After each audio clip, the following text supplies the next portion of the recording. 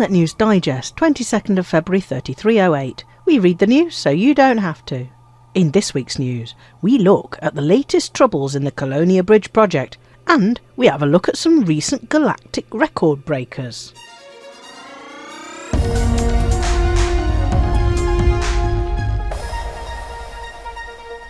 The Colonia end of the Colonia Bridge project is failing, leading to fears that one of the 6 starports may be left without key services.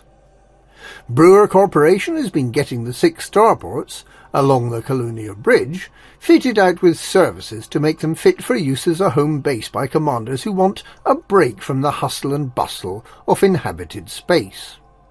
Last week's appeal went well, and all the stations will soon have universal cartographics and Vista Genomics. However, this week is different. The bubble end of the process is going well, and Zerais Station, Hellgrind Gateway, Vladimir McDougall's Triumph, Cannon Complex and Venatore's Hub will soon all have Pioneer supplies, crew lounge and search and rescue services. But the appeal for construction materials at the Colonia end is going very slowly indeed, and it looks like plucky little Promium Relay in the charmingly named Eoch Flyway QK-E D12-2118 may be left without any of these vital services. Who could possibly base themselves at a starport where you can't buy an Artemis suit, where you can't hire a crew member, and where you can't turn in that occupied escape pod you scooped up? Although, given its proximity to Colonia, there's someone not too far away who might be willing to pay for a few more occupied escape pods to add to his collection.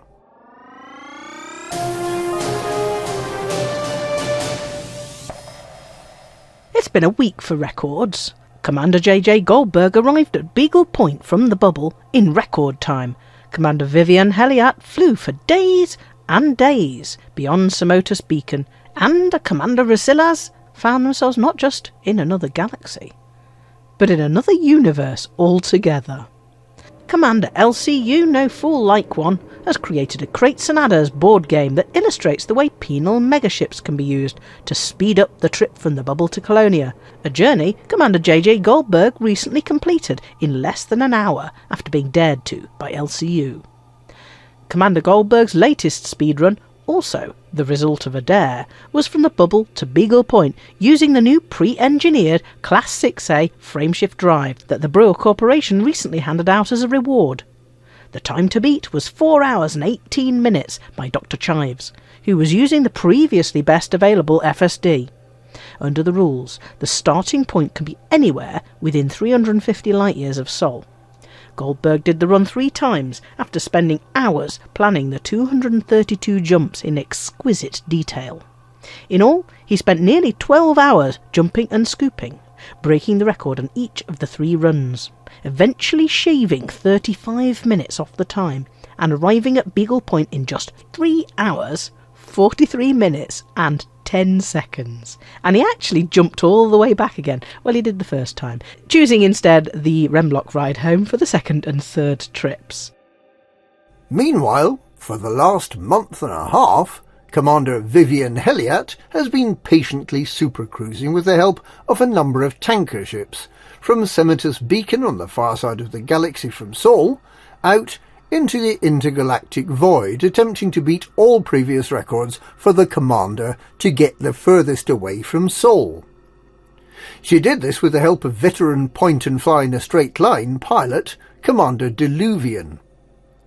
You may think the 80-minute supercruise to Hutton Orbital is a long way, but Commander Heliat flew for around 50 days, in a straight line, stopping only to refuel from the tankers, which dropped out consecutively as they ran out of fuel. The new record for the furthest a commander has flown from Sol has now been established as 279 light-years beyond Semitus Beacon, which is 65,926.34 light-years from Sol. which would be great if a Commander Rasilas hadn't been fooling around next to a geyser in the Eeyore AOC JF-X B31-35 system. A particularly violent blast of the geyser appears to have blasted him 9 quintillion light years away. That's a 9 with 18 zeros after it. The radius of the visible universe is only about 48 billion light years, so Commander Rasilas' little accident has blown him 192 billion times further than the edge of the visible universe. In a very real sense, the unfortunate Commander is beyond not only the Milky Way galaxy, but also beyond all known galaxies, beyond the wall of the universe, where the laws of physics no longer apply. A place of infinities and marvels. Perhaps a place where the long-awaited space simulator Stellar Citizen has been released, and where you can find not only the Panther Clipper, but also Raxxla.